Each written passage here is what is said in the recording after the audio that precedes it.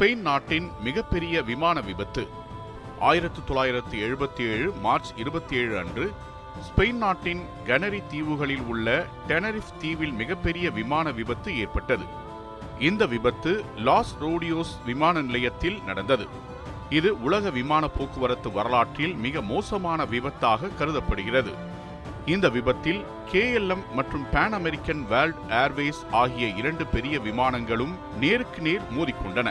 கடும் பனிமூட்டம் காரணமாக விமானிகள் ஒருவரை ஒருவர் தெளிவாக காண முடியவில்லை. தொடர்பு தவறுகள் மற்றும் மனித பிழைகள் இந்த விபத்துக்கு முக்கிய காரணமாக அமைந்தன.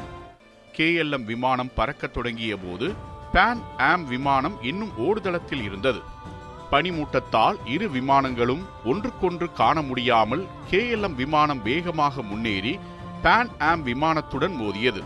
இந்த மோதல் மிகப்பெரிய வெடிப்பையும் தீப்பற்றலையும் ஏற்படுத்தியது.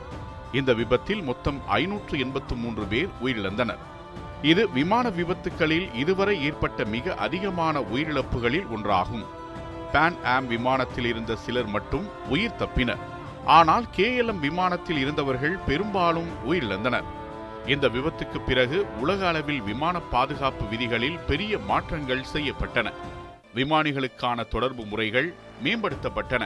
மேலும் விமான நிலையங்களில் ரேடார் மற்றும் பாதுகாப்பு நடைமுறைகள் வலுப்படுத்தப்பட்டன. இந்த சம்பவம் விமான பாதுகாப்பு வரலாற்றில் மிக முக்கியமான பாடமாகும்.